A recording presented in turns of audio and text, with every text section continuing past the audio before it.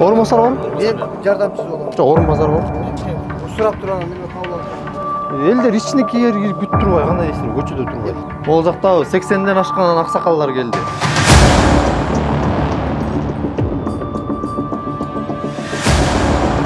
Макул менен келсин кирсин деди го. Ким кирсин деди сизге? Охранадан. Охрана сүйлөштү го азыр. Ошол жакта 4 кылымдан бери жашат. Ошол жерде пайдасы бар, азыр аерде айыр бар, жер бар, жер бар. Бизге тоолор жылы өнүк жылы болбой эле, тоолор жылын талкалоо жыл болуп атат. Силимди кылып атасыңар анда. Мында кечиргеле койгон да, ушундай группа форматта жасалып жатат. Силимди.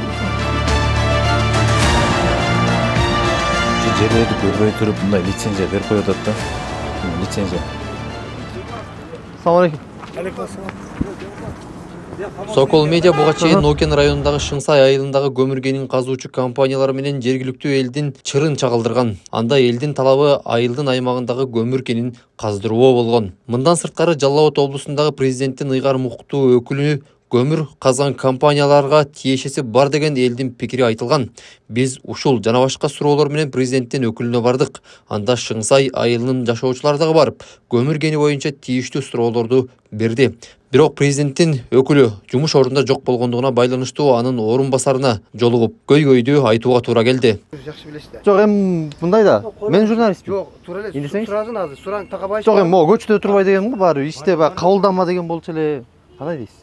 Приемный дем болсо кабыл алат да, ошого айтканда. Ансы кабыл албайт. Эми башка күндөрү башка иш бар да. Башка күндөр башка иш. Приемный ден райс күндөр. Могул жакта 80ден ашкан аксакалдар келди. Жол ашып, бел ашып.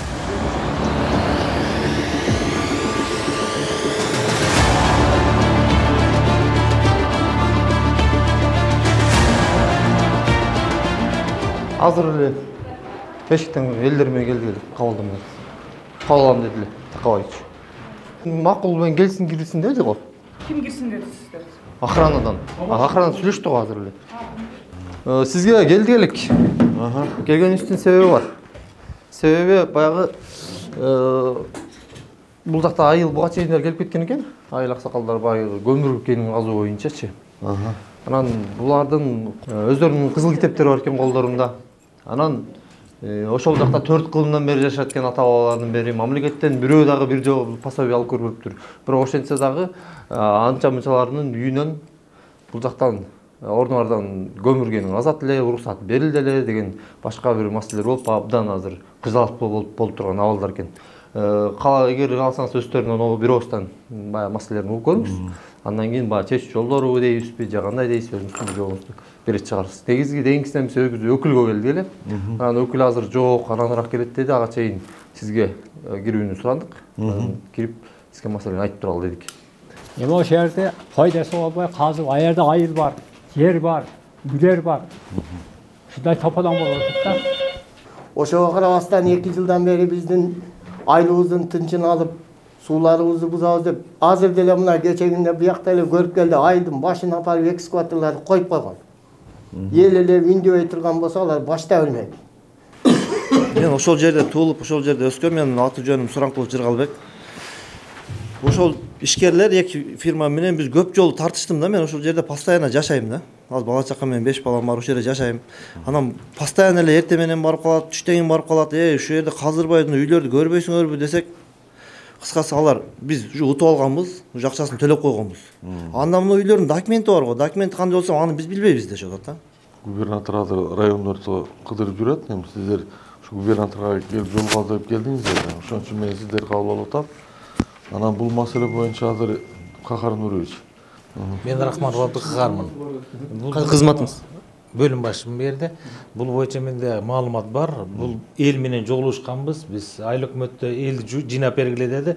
Айыл өкмөттө жыйнап, жыйынды өткөрүп, ушундай маселе болгон. Канча убакыт мурда? Буга бир киле өткөн жыл болуш керек. Өткөн жылы эле быйылкы жылы январда эле же? Кышында. Анан бул боюнча акимдин орун басары, аким өзү кошулуп барган. Ордунда эл менен жолугушканбыз. Муну мыйзам чегинде чечүү боюнча тапшырма берилген. Ошол боюнча мен Кимге тапшырма берилди? Акимге. Акимге. Ошондо бул жерде аким өзүнүн жумушун жасабай коет абы? аким өзүнүн жумушун жасап эле жүргөн. Азыр Жок, сиз айтып атпайсызбы? Тапшырма берилген, бирок бул боюнча лицензиясы боюнча алар баары боюнча териштирүүчүлөр болгон. Анан аким кандай болду, эмне болду, мен боюнча иштердин жыйынтыгы кандай болду? Пока менде маалымат жок ал боюнча азыр ушул моментте. Ошондо сиздер баягы январда барып эл менен жолугуп туруп эле тиги акимге сен каласың деп туруп эле кетип калган экенсиздер да. Баягы өзүңүздүн тапшырмаңызды кайра сурап алган эмескенсиз? Жок, бул боюнча маселе башкача болгон. Мисалы туура эмес бердиңиз. Бул боюнча лицензия берген киши менен сүйлөшүү жүргүзүш керек болгон. А кишини чакырылган. Мына бул кишилер билет. Алар келген эмес о мезгилде. Жол ачык болбой, кар болуп, эч ким чыга албай калды ошондон. Ошондон токтоп калган. Туурабы аксакалдар? Мындай болгон нерсени болгондо айтсак, туурабы?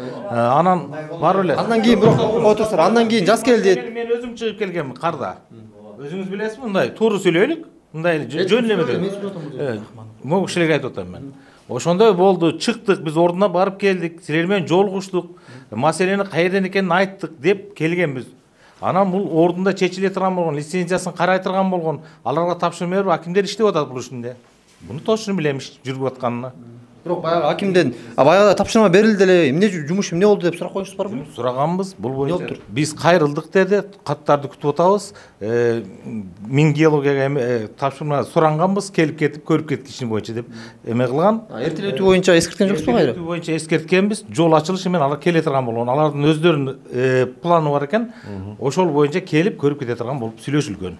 Сен ошондо деле билесиң, баарын кочусуңдар, мен сени эстеп атам. Болгон, туура бул. Ал жерде чын мындай да, бул жакта орун басар, биринчи компанияларды, анан ал жакта абалды айтыңызчы, чын айтканда. Компанияларды качан чечилгиче токтоп турсун деген тапшырма берилген, алар токтоп турат. Ал азыр менимче иш жүргөн жок. Жок, мындай да. Бул орун басарычы, орун жүргөн жок. Алып барган, бул мурда алып барган. Ошол бойдон токтоп турат, азыр ушул мезгилде иш жүргүзгөн жок. Десеңиз, орун басар азыр биринчи жолу бул жерде угуп атканын түшүнүп атабыз да, бизчи. Анан ошол жердеки биз эл айтып аткан абал чынбы? Сиз өз көзүңүз менен көрүп келиңизби? Мен көзүм менен чыркырап аткан чындыкпы? Кышта барып көрүп келдим. Биз барганда 8 эле үй бүлө бар экен. Биз мына сени менен учураштык. Азыраак адам бар болчу. Кийин биз жыйналышты Айыл өкмөттүн клубунда өткөрдүк. Эл менен жолугушуп ушул сөз болгон. Мен суроомо жооп алган жокмун. Биз бул элдин чыркырап айтып аткан маселеси чынбы? Эми бул элдин айткан ошондой жерде дагы ушул маселени айткан, азыр дагы ушул маселени айтып. Чынбы? Туура болсо керек да. Мен значит жок, сиз өз көзүңүз менен көргөнсүздүр. Мен көрдүм, жок, кардын ичинде көрүп келдим мен. Кар баарында барып келдим деп атам. Ошо жолдо 8 үй бүлө мен көрүп келдим деп атам мен. 8 үй бүлө бар экен. Тагыраагы чындык. Эл чыркырап аткан. Орунбасар көрдүңүз да? Бул жерде жанагы протокол эл менен жеке ишкерлердин чогулушу болгон да, сиз катышкансыз, төрагалык кылгансыз да. Мен төрагалык кылгам, төраганын ушунда Айыл өкмөт кылган. Мен чакырылган боюнча барып келдим. Айыл өкмөт уюштурган. Сиз төрагалык кылгансыз да. Бирок чечим эмнеге чыкпайт? 20-декабрь чогулуш болгондо, андан бери канча 3-4 ай өтүп кетти да, чечим дагы эле чыга элек да. Но протоколдун чечими жок жүрөбүз да. Айыл өкмөткө барсак чыгарып бере элек дейт. Кандай жооп бересиз? Бул боюнча чечим чыгып, тапшырмалар жеткирилип бардыгы болгон. Ким айткандай чечим чыккан жок да. Рахманов төрага кылган эмес, угуп туруңуз.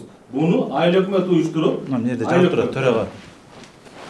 Рахман төрага. Комиссиянын төрагасы. Комиссиянын төрагасы, ооба. Мен башка төрага деген жокмун. Комиссиянын төрагасы. Башкасы адаштырбаңыз. Мен барып ордунда бул кишилер менен жолугуп келгенмин. Ал боюнча тапшырмалар берилди, айтып атпаймынбы? Бир нерсе маселе бар да, бул киши барып жолуккан, бир да жолу элдин эмесин сүйлөгөн жок. Мен эки тараптын тең карайм деп барды. Бирок бир да жолу элдин тарабын карап сүйлөгөн жок да, только ишкерлерди колдоп турду. Үйдү биз ошондо да айттык. Мыйзам чегинде үйлөр, кызыл китеп барларды тактап бергиле дедик. Госрегистр толугу менен тактап, каттоодогунун бүт баарын тактап чыгышты. Туурабы? Тактап чыккан кандай болуптур? Тактап чыкты. Бар кызыл китеп барлары үйлөрдүн баардыгын айткан. Ошондо баарынын кызыл китеби бар. Жок, баардыгын эмес, аердеги баардыгынык эмес. Азыр точно эсимде жок. Бирок жок, баардыгынык эмес. 8 үйдү, мен жок, 8 үйдү мен айтканым жок. О жердеги үйдүн баарын деп суроо берип атат. Кызыл китебим бирок сырттан келип эле үстүмө тоң бичип кетишкен. Мындай айткандачы, ошол жерде казабыз деп кеткен да. Чын-чындан мыйзамсыз да, туурабы? Мен баягы жеке менчигим боюнча укугум тебеленип атат да.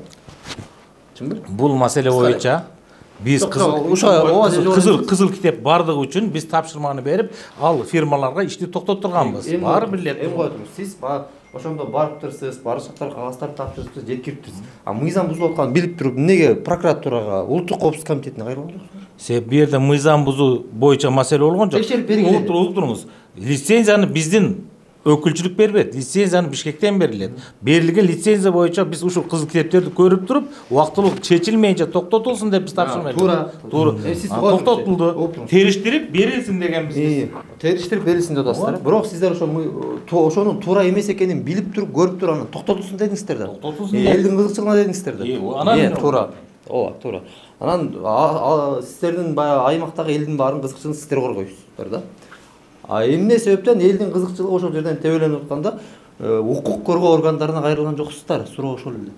Бу жерде мисалы кайсы бир мыйзам бузуучулук көрсөң же болбосо бирөө мас абалында машина айдап баратса артынан барып токтото албайсың, телефонго тартып болсо дагы тиешүү жактарга жибересиң да. Ар бир жарандын бул милдети да.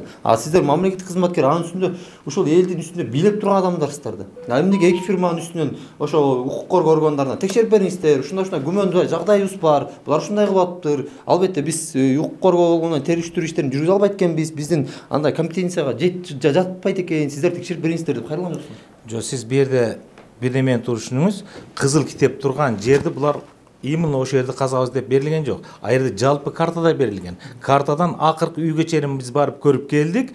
Бул ошол үйдөн наркы жерде, ошол жерде туура келип калат деген маселеден лицензияны карап бериңиздер. Ошон үчүн ишти токтотуңуздар деп биз карап бериңиздер деп берип атабыз.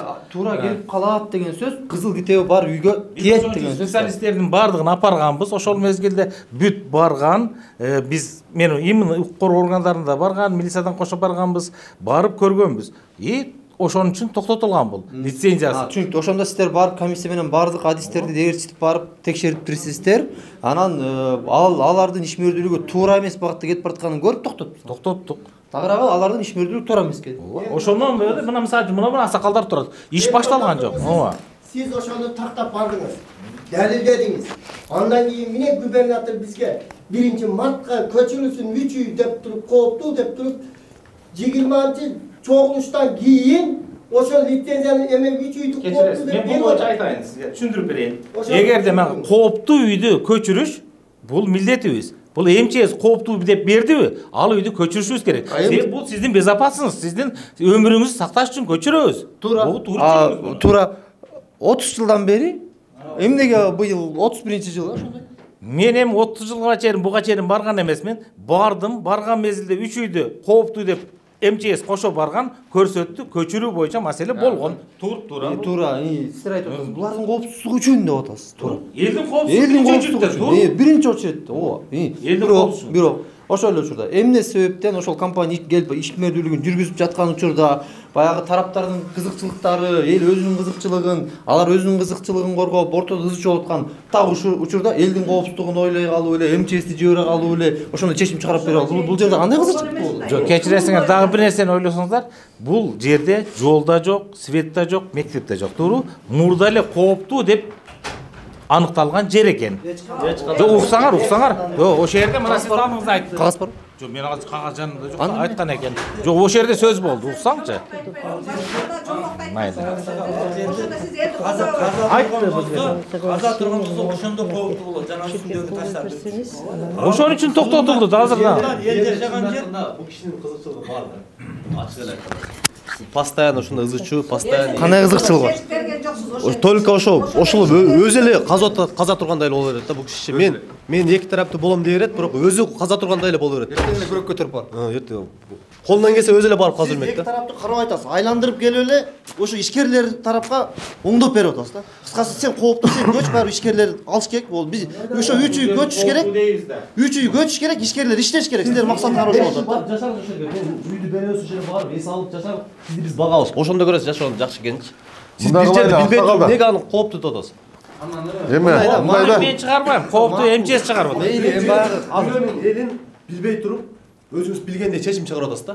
Сиз барып сизди конок кылып 5 жыл сыйлап багабыз. Ошондо билесиз ошол жерден жакшы экенчи. Суунун тазалыгын, ошол жерде жашоонун жакшы экенчи. Макул. Мисалы макул.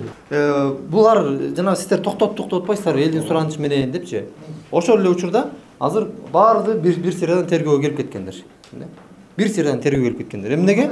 Тергөөнү баягы ишкерлерди иштетпей атасыңар деп ызы чоп. А эмнеге элдин тынчтыгын бузган үчүн аларга кайрылбайсыңар?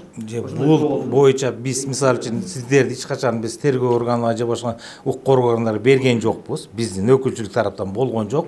А бул кандай болуп сиздерди чакырып аткан боюнча мен азыр угуп атам. Жок, ишкерлер тарабынан берилип атат. Ишкерлер берип атат. Ишкерлер бергенин аны билбейт экен. Ошол фирма садик салып беребиз, жол кылабыз, жыргатабыз деп атпыр. Чынбы? Жыргатабыз деп атпыр. Ошол эле учурда бүгүнкү күнү 60 миллион дейсиздерби? 60 миллион тегерегенде мамлекетке салык жагынан карызы бар. Айылдан 1 километр алыстыкта бирдөө алыс жайгашкан Наки фирмасы эмнеге анда айылга ошондой кылып берген эмес? Наки фирмасы менимче бул таш көмүрдүн территориясында турат, туурабы? Жок. Же силерде турабы? Жок, турган жери силердин эмеңерде эмес да. Ал силердин наркы бетте болуп атат. А бирок мен азыр кабарым жок экен, анын анча карызы бар жөнүндө. Жок, мындай суроо мындай болуп атат. Сиздин кабарыңыз барбы жокпу деп айткан жокмун. Эми ушул могу келе элек фирма жыргатпаган, баягы ушу азыркы иштеп аткан күнүгө күрүлдөп миллиондорду жерден касып чыгып аткан фирма элге бир сом бир сос пакет бербеген. Келе турган фирмага жакшылык кылабы деген суроо болот. Кеп ошондо. Буларды биз айыл өкмөттүн клубунда толук элди жыйнадык, ишкерлерди жыйнадык. Булар менен диалог алып барып, сүйлөшүүнү алып бардык. Ошол жерде алардын кылып бере турган сос пакеттерин башкасын келечек жөнүндө сүйлөдү. Мен ошону айтып атам азыр. Келечек жөнүндө сүйлөдү. Наке фирмасына айда чакырылган жок. Жок, мен Наке фирмасы буларга алышынса карап көрөсүңөр. Аны эми ал карап көрүш керек. Кандай болгону, ал кайсы айыл өкмөттүк сос пакет кайерге бөлүнөт, канча процентин аны карап көрүш керек. Баары бир Жалал Абад облусунун аймагындабы? Сиздер облустук администрацияда отурасыздарбы? Бардык ар бир мисалы бирөө кыш куйса дагы сиздер мисалы мындай айтканда көзөмөлгө алып туруп турган жердесиңер да. Азыр мына ушул кишилерден уктук, 60 миллион карызы бар экендиги жөнүндө. Бул боюнча биз такташтырабыз. Эмне үчүн эл айтып келиш керек дагы, өзүңөр билиш керек. Бул боюнча атайын салык инспекция иштейт, канча карыз бар экендиги каттарды берген болуш керек. Аны тактайбыз. Мындайда кайсы жерге барбайын менчи? Кайсы жерге барбайын? Кат жибергенбиз. Жоон күтүп атабыз. Эми баягы жанагы эле мындай бир мисал келтирбедимби? Анжандан чыккан атчан деле 4 айда келип калмак депчи. Анан эми баягы кат жибергенден анын жообун тартып турушубуз бар да. Жообу мына азыр өзүңүз көрүп атасыз. Эмне болду? Эл чырылдап атат, тиякта эл калып кетти, тиякта айтып туруш. Келе турган болгон кылмыш ишин тергөө иштеринин өндүрүшүнө алып, натыйжада өкмөткө өзгөчө ири өлчөмдөгү 60 миллион сомго зыян келтирген деп мынакей 21-жылда жазылды. Жогорку кеңештин төрагасына жазылган экен бул. Ошо жазылып атат. Жазылган экен. 60 миллион. Баягы сөз калып териштирип атыптыр да анда. Анда мындайда карыз болгондо Сусанов деген фирма бар. Кийин карызы көбөйгөндөн 60 миллионго чыкты. Урматтуу көрүүчүлөр, менде мындай бир кызыктай ой жаралып атат да. Накедер. Бияка кат жүргөн туруп, тиги тергөө атпыр. Бияка жүргөн туруп, бул тергөө атпыр. Силер эмне кылып атасыңар анда? Мында кечирип эле коелу, мында ушундай группа форматта эле суроо берейин, силер эмне кылып атасыңар? Эмнеге иштеп атам? Эмнеге мамлекеттен айлык алып атам анда? Мына сиз ушундай деп атасыз, мына ушу элдин талабы менен кошулуп барып, мына булар каршы болгон жерге биз токтоттук. Эмне иш кылып атасыз деп айтып атасыз. Токтотуп ушул мезгилде эки фирма токтоп турат. Иштебестен. Ошондо эл кызы чуу кылды, мисалы дагы алып келейин. Силер макул токтотуп чоң эрдик кылып турсуңар. Элди кызы чуу кылдырбай эле эң башында эле ошолор силердин аймактан баягы лицензия алып атканда, ай келчи, эмне болот деле, каяктан кантип алдың? Бул эмне? Деп баягы сурап тактап элге жеткирбей эле маселени чечип коюшуңар бар беле? Ансыз деле элдин малкейли башка маселеси толтура. Лицензияны эл тараптан берилбейт. Бул Бишкектен берилет. Бул сиз жакшы билесиз. Мен билип атам, бирок силердин аймакка берилип атат. Аймакка берилгенден силер кайсы аймакка берилди? Ашматтын короосуна берилди, Ташматтын короосуна берилди. Караш керек силерди. Лицензияны карап, жумушчулардын эмне кыласыңар, жаман көрөсүңөр. Кызматтар бар да. Губернатордун эниси ошол фирманын жетекчиси же үстүнөн ошон үчүн казып атышат деген сөз болуп атат да элдин арасында. Кадалды, каделек пакет туурабы? Каделек. Эми барган, жеткен, ал суунун башы айылдын төрүнө өтүп алган да, суунун башы. Ал жерди казы дегенче суу жок, айыл жок да. Туура, негиз туура эле. Өкүл, кечиресиз, өкүл качан келет? Мен эми азыр өкүл Азыр программа өзүнүн иш чарасы менен чыгып кеткенде мен эми саатымын ичинде келет бирок келет келгенде биз айтабыз. Өкүлдү күтүп туралы. Орун басар жана бөлүм башчы элдин көйгөйүн угуп жаткан учурда президенттин облус боюнча өкүлү өзү жумушка келип калып, элди кабыл алды. Бирок башында биздин чыгармачылык топту эл менен кошо кабыл албоону тапшырганбы Айтор бөлүм башчы жана орун басары алмак салмак келип, сиздер катышпайсыздар деп айтышты. Албетте, бул сөздөрдү өкүлдүн өз оозунан гана укмайынча биз эшик алдында күтүп турдук. Атырам ким эле? Темирлан. Азыр ток эл менен гана сүйлөшүп алайын дейт. Аменчи. Сиз татпай турсаңыз, анан чыккан өзүнөн ала берет эгер. Азыр эл менен сүйлөшүп алайын дейт. Мен эле туруп турайын эми, эл менен келбейм. Бишкектен келбедим атайын. Ошого мен айтып атам да, сиз да айтты мен ушундай. Жок, себебим экен дегеним го. Эми эл келди, мен эл менен сүйлөшөм деп атпайбы? А мен эл эмесминби? Жок, сиз эми атайын эмеден келдим деп атпайсызбы? Туура Бишкектен келдим деп атпайсызбы? Ооба. Сизди мен эл деген жокмун. Сиз булардын жашоочулары эмессиз деген. Ошо туруп турсаңыз. Жок, мен жашоочулардын баягы көйгөйүн чалдырып атпаймынбы? Тарага бул иште мен да кошулуп аралашам да. Көрдүңүзбү? Маселе ошондо. Мен жыйынга кирбейтмишмин. Мен аралаштырбайт экенмин. Эмнеге андай болуп атат? Эми түшүндүрүп турсаңыздар эле өзүңүздөр. Ассалам алейкум. Жакшысызбы? Атым Темирлан. Сейитбек болот. Жыйынга мен кирбей эле койсун депсиз. Ким? Сиз. Неге? Орун басарыңыз келди го? Журналист катышпай эле койсун жыйынга деп деген экен. Камералуу. Өзүң качып камеранын неме. Сө?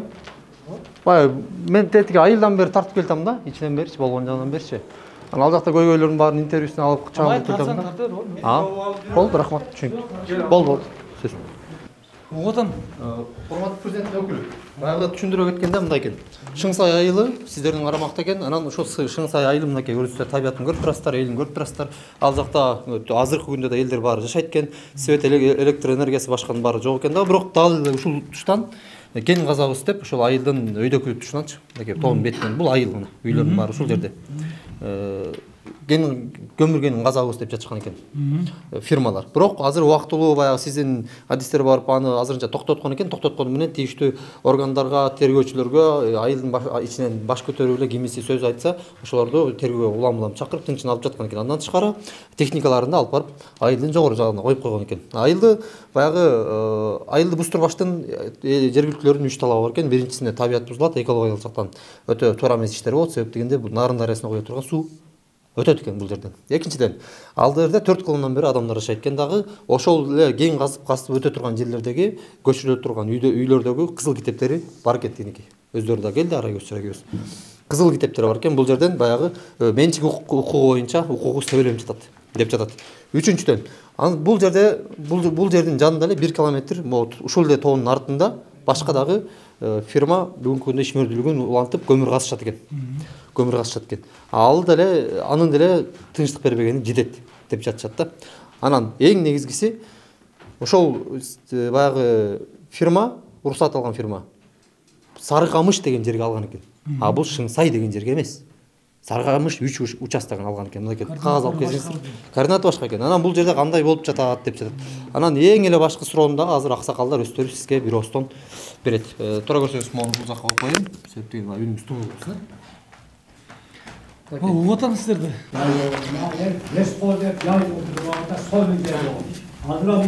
Ким чукуду?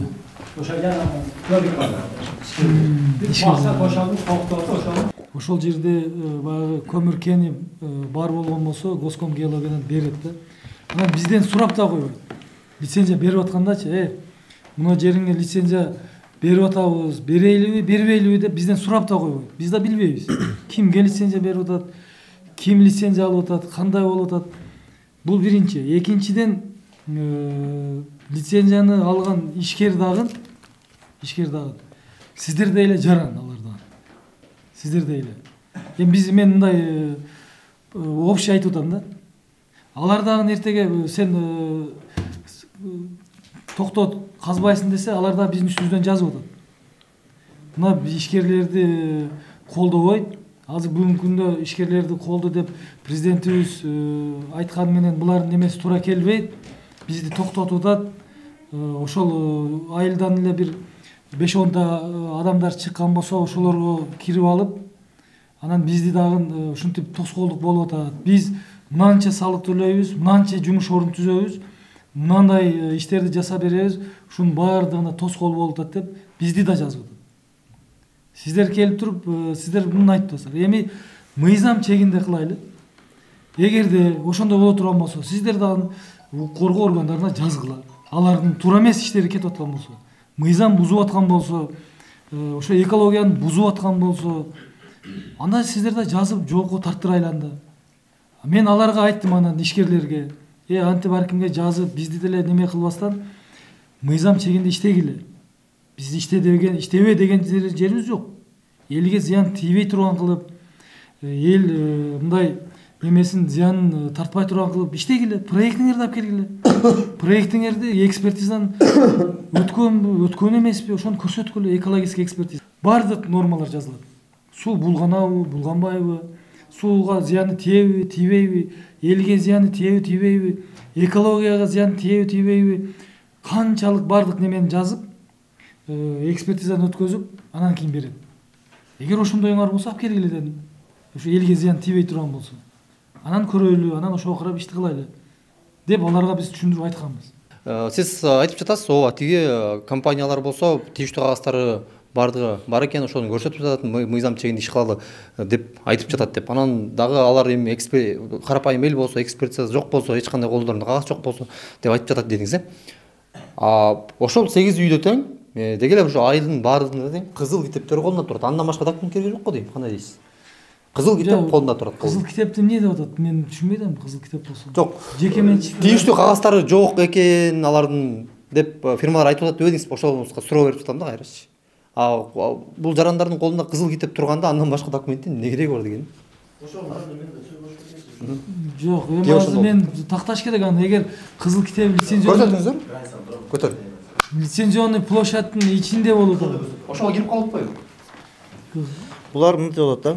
Азыр ошо кызыл китеп боюнча мен өткөндө өзүбүздүн айыл өкмөтүбүзгө да жолуктук биз эл бардыгыбыз. Жолугуп анан ошол жерде айттык да, кызыл китеп деген бул кол тийбестик. Ага эч ким тийишке акысы жок. Мен кызыл өзүм үйүм да, жеке менчик өзүнкү. Ошону тебелеп эле булар казабыз деп атат, анан 3 үй көчүрүлсүн деп атат. Болуп турду 3 үй көчүрүлсө, ошого ал жерди казып жүрсө биздин айылдын жашоосу вообще жеринен көрсөңүз өзүңүз айтасыз. Анан болуптур ошол жерди башка жака көчүрсө, ошонун ким ошону ушунчалык таш басып кетип атса, ошону ким көчүрөт, ким үйүн кайра салып берет? Ал карапайым элдин кайра үйүн салып алганга башка жака каражаты жок. Өзү араң жашоот. Анан аны ким доходун көтөрөт десек, айыл өкмөт деле мен билбейм дейт. Ушу көмүрчүгө барып айтсаң, ал деле мен билбейм аны дейт. Мен кыскасы шу жерге акчасын төлөп койгом, бул жер меники деп талашып атат да. Бул лицензияны мен жокко чыгара албайм мунучу. Буну ошол берген орган өзү жокко чыгарат и сот жокко чыгарат. Анан кийин бул лицензиясы турса, анан мен буларга дагы токтоткула силер казбайсыңар десем, булар мен үстүмөн да жазып атпайбы ишкерлер.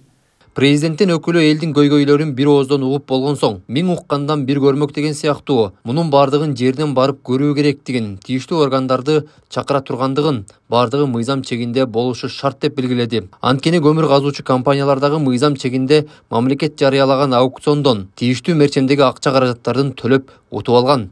Эгерде алардын ишине так кесе бөгөт койгон болсо, мыйзамга каршы иш болуп калат. Мындай абалда берилген лицензияны сот же берген мекеме гана жокко чыгарат. Албетте мыйзамсыз экендиги тастыкталса. Кыргыз Республикасынын жаратылыш ресурстары, экология жана техникалык көзөмөл министрлигине келдик. Тагыраагы министрдин орун басары Алмазбек Тумановго келдик. Алмазбек Тумановго бере турган суроолорубуз бир 3 гана сурообуз бар. Мисалы, жергиликтүү элдер баягы ноябрь айында эле кен казуучу компанияларга көмүр кенин кастырбаңыздар, ал жерде биздин айыл бар, айылды талкалаткыбыз келбейт, табият бузулат жана башка өткөндөгү эфирде айткан маселелердин бардыгын айтып кайрылышкан экен. Анда элдин айтымында министрдин орун басары баары сонун макул деп элди баягы мындай айтканда көңүлүн алып кетирген экен. Бирок алар кетер менен эле 1 айдын аралыгында 30 декабрь күнү 2022 жылы ишти тескеринен кылып кен казуучу компанияларга лицензияны карматкан экен. Бул эмне себеп болду? Биринчи суроо. Экинчи суроо болсо, ошо лицензияда Сары Камыш 3 участогуна деп жазылып турат. Ал эми казыла турган жер Шаңсай айылы. Бул эмне себептен экөө эки бөлөк. Элдин айтымында Саргамыш 3 участогу бул такыр эле 3-4 адыр ары жакта жайгашкан жер деп айтышууда. Жергиликтүү эл келип туруп бул суроону министрдин орун басарына бергенде, министрдин орун басары эки карта бар экен, эки картада менен баягы айыл бар, анан айыл жок карта экен, анан айыл жок карта менен кетип калган экен деген сыяктуу баягы туура эмес болгондугун мойнуна алгансыган иштерди айткан имиш. Албетте бул эми министрдин орун басарына берип тактап алчу суроолордун бири болуп эсептелет. Үчүнчүдөн, ал жерге бир дагы мамлекеттик органдан бирөө дагы басып барып, айыл барбы, кандай катса болобу, болбойбу деген сыяктуу баягы чалгындоо иштерин жүргүзгөн эмес дешет. Буга эмне себеп болду? Суроолорго жооп алдыда болсун. Мен атым Темирлан, фамилиям Сейитбек уулу. Өккен районундагы Шаңсай айылы боюнча, Шаңсай айылына өткөн 2022 жылдын 30 декабрь күнү лицензия сиздер тараптан берилген экен көмүр казуу боюнча. Бирок айылдын иш жагы боюнча. Анан айылдын эң эле биринчи суроо, ал жерде лицензияда участоктун аты Саргамыш 3 деп жазылып турат да. Анан эл айтып жатат, Саргамыш 3 деген такыр эле 3-4 адыр алыс жакта жайгашкан, Шаңсайда эмес. Бул Шаңсай башка жер. Бул лицензия кандай болуп калды деген суроо болуптур да. Рахмат келиңиздерге, чоң рахмат. Адашпасам, былтыркы жылдын аягында, ноябрь айларында келген Шаңсай айылынын тургундары, айыл өкмөтү баш болуп, акимдер кошо келген. Анан кийин депутаттын, жогорку кеңештин депутаттын чогулушунда да аякта да катышып, аяктан да бул маселе көтөрүлгөн. Бир маселе болот, биякта туура түшүнүшүбүз керек болот маселени. Бирде ар бир министрликтин өзүнүн жүргүзгөн иш мүнөттүүлүгү боюнча процедурасы бар. Мисалга биздин министрликтин ичинде департамент геология и недропользование деп кең байлыктар боюнча биздин департаментибиз бар. Ал лицензияны берет, лицензиянын отчетторун карайт, кийин эгерде иш мүнөттүүлүгүндө катачылык чыккан болсо, аны жокко чыгарганга мүмкүнчүлүгү бар. Бирок жокко чыгаруунун жол жобосу бар анда дагы. Бул боюнча айыл өкмөт жана аким баш болуп келип, ушуну токтотуп бериңиз, жокко чыгарып бериңиз деп келген болчу бизге. Келгенде ал кайрылуунун негизинде биз аны жокко чыгара албайбыз. Ал анткени биздеги ал убактагы маалымат боюнча чалгындоо иштерди жүргүзүп атат деген отчетторду берген. Кийинки учурда чалгындоо иштерди бүтүрдүк деп туруп, арызын разработка стадияга өткөзүп бериле деген арызды берген. Ар бир кабыл алынган бизге министрликка келген документтин суроого бар. Мисалы үчүн бир айдын ичинде тиги документти карап чечип бериш керек деп. Эгерде бүт бардыгы мыйзам чегинде тууралуу турган болсо, документтин баарында биз аны карап чечип беребиз. Экинчиден, элдин ортосундагы келишпестиктер бир гана Шыңсайда эмес, Кыргызстандын башка бурчтарынан да чыгып атат. Андай нерсе проблемалар бар. Бир маселе туура түшүнүшүбүз керек болот. Мыйзамда элдин уруксаты деген сөз жок буякта. Мыйзамда жазылып турат: абага, жерге, сууга мамлекет кожоюн деп. Мындайча айтканда, мамлекет өзү кожоюн болуп, өзү распоряжаться ете баштайт. Биз бир гана укукту беребиз, лицензия, право колдонууга ал компанияга. Анан кийин жергиликтүү компания келип, жергиликтүү калкка, айыл өкмөткө түшүндүрүү иштерин жүргүзүш керек. Кандай иштер жүргүзөт, эмне иш кылат, ошону коомдук угуу деп коет. Коомдук угууну жергиликтүү депутаттар ал биздин уруксатыбыз деп түшүнүп алышты бияктан. Ал туура эмес. Дагы бир мыйзам бар, ошол эле учурда жергиликтүү калктын дагы өзүнүн кызыкчылыгын коргоо максатында көрсөтүлгөн. Ал жерде жанагы жерди казуу иретинде иштей жүргүзүү максатында максатты баштаардан мурда жергиликтүү айыл өкмөттөн жашыл китеп деп коет, арендага жер тилкесин алып туруп, уруксат кагаздарын алгандан кийин казуу иштерин жүргүзөт. Маселе бул жерде ушул жерге келип такалат. Эгерде биздин бияктан мамлекет тараптан берилген лицензиядан алган компания бир жеринен жактырбаган болсо, жергиликтүү калк, депутаттар келишип туруп, жана жерден жер тилкесин бербей койсо, лицензия ишке жарабай калат. Маселе ошол эле. Аны биз акимге дагы, айыл өкмөткө да бүт түшүндүргөнбүз. Сиздердин мүмкүнчүлүгүңөр ушул жерде бар деп. Бирок аны аякка карабай эле депутаттарга, тияктактарга чейин чыгып кетип жатат. Бул маселе. Муну оңой, бул биринчи маселе. Экинчи маселе ошол эле иштеп ошондо бул маселени чечүүнүн жолун ошол жергиликтүү кеңештин депутаттары жана дагы аким өзү эле чече турган жердеги болчу экен. Ал чечсе ошол эле кетет да. Айыл өкмөт болуп эле. Анан экинчи маселе Кыргызстан боюнча ушундай эми башка жерлерге салыштырмалуу айта турган болсок, башка райондордо именно кең байлыкты иштеткен компаниялардын эсебинен бюджеттерине акча түшүп, Ала Бука району эгер мен адашпасам 1,5 миллиард сомго чейин доход түшөт. Чаткал районунда бир эле айлык өкмөтүнө 286 миллион сом түшөт. Мен аларга айткам, биз мамлекеттик кызматкер катарында, өндүрүшчү катарында мен кызыктармын ал жерде компания иштеткенге. Анткени эмнеге дегенде, ал жерде адам кошумча эл жумуш орду менен камсыз болот, доход түшөт. Ошол эле учурда силер ал жердеги бизнесмендердин баардыгын, лицензианттарды чогултуп алып, круглый стол өткөзүп, как раз депутат менен сүйлөшүп отурганда тиги айыл өкмөттөр арызданып аткан. Бул мектебибиз бүтпөй атат, тиги мектебибиз бүтпөй атат депчи. Ошондо айткам, бул компаниялардын баардыгы акчасы бар компаниялар. Топтогуладаган мисалы үчүн бир кирпичный завод 150 миң доллар турат. Китайский кирпичный завод. 4-5 компаниядан сурансаңар, акчаны тиги 5-6 компания чыгарган болсо бир кирпичный заводго туруп калат. Ошол кирпичный заводдон мектебиңерди кургула. Тигиндей кыла, мындай кыла деп жол жобосун өрдөттүк. Бул кең байлыкты иштетүү максатында жүрүп аткан компаниялардын пайдасы Кыргызстанга аябай көп. Кен байлыкты көмүрдү каза турган туштагы үйлөрдүн баардыгынын кызыл китептери бар экен колдорунда. Кызыл китептери. Жөнөкөй беркиндей көк китеп же башка десек бир жөн кызыл китептери бар экен, баардыгы мыйзамдуу. Анан дагы алар айтып жатат, биздин менчик укугубуз төлөнүп жатат бул жерден деп. Андан тышкары, сиз ал жерде өз көзүңүз менен бүгүнкү чейин көрө элексиз да, чынбы? Мисалы, ал өзү бир коктун нечи чыныдай эле болгон жер экен да.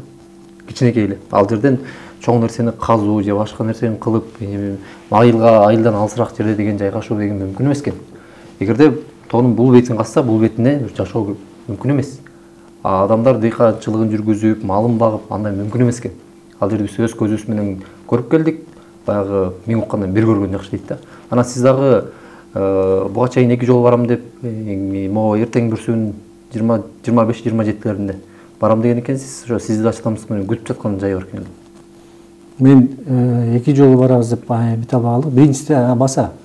Биринчиси биз Эти Бакыр Телекция компаниясынын ишмердүүлүгүн текшерүү максатында барганда, именно ушул тармакты текшерүү боюнча служба экологического надзора деген бизде кызмат бар. Ошол кызмат аякта кетирген катачылыктарды, кемчиликтерди баардыгын аныктап, же штраф, же болбосо бул лицензия жокко чыгсын деген чечимди ушул служба чыгарат. Анын башчысы менен чогуу барганыбызда мен аларга айткан болчумун, барып чыгып берле деп. Бирок тилекке каршы бараткан учурда кар жаап, чыга албай калышкан ушунда. Кийинкисинде барганыбызда менин убактым болбой калды. Такыр эмебиз туура келбей калды. Анткени ушинтип атып эле эмебиз жетише албай атат. Мен барган менен ал жерде маселе чечилет, кандай десем, элге коомдук укугга түшүндүрүү максатында, баруу максатында барат элем. Точканы чекитти койгондо азыркы тапта служба технического надзора барып текшергенден кийин, анын чечими чыккандан кийин гана кое алабыз. Эгерде айыл өкмөт иштетпейбиз десе, иштетпей эле коет. Проблемасы жок анын. Эмне проблема кыласыңар? Айыл өкмөт менен депутаттар чечсин, иштетпейбиз десин, болду да. Мен айтып атам, депутаттардын колунда деп атам, ал маселе. Же болбосо жана айыл өкмөттүн колунда. Ал жакта эл айтып атат да, депутаттардагы айыл өкмөт дагы ошол жак жогору жактагылар чечип атат деп. Сурап койсоңарбы? Жогору жактагылар чечип атат. Жогору жактагылар макул болбой атат. Сиздер ошолор уруксат берип койгон деп элге ошондой мыйзам чегинде силер азыр биздин ишмердүүлүгүбүздү текшерип келсеңер, бүт баардыгы мыйзамдуу болуп чыгат. Ошол эле учурда мыйзам чегинде сөйт турган болсок, бул ишти азыр айыл өкмөттүн колунда чечкенге. Айтып атпаймынбы? Жанагы лицензионный площадьты иштетүү максатында жашыл китепти айыл өкмөттөн алат. Өздөрү. Ооба. Айыл өкмөт берсе иштеп кетет. Бербеген болсо бул лицензия токтойт. Урматтуу көрүүчү, биз сиздерге кийинки берүүдө көмүр казган 2 компаниянын өкүлдөрүнүн пикирин алып беребиз. Анткени кээ бир мамлекеттик органдардын чалагайың ишинен улам канчалаган убакытты, канчалаган каражатты короткондугун, мындан сырткары эл менен пикир келишпестик болуп, компаниялардын атына кара так түшүп жаткандыгын бизге билдирип кайрылышууда.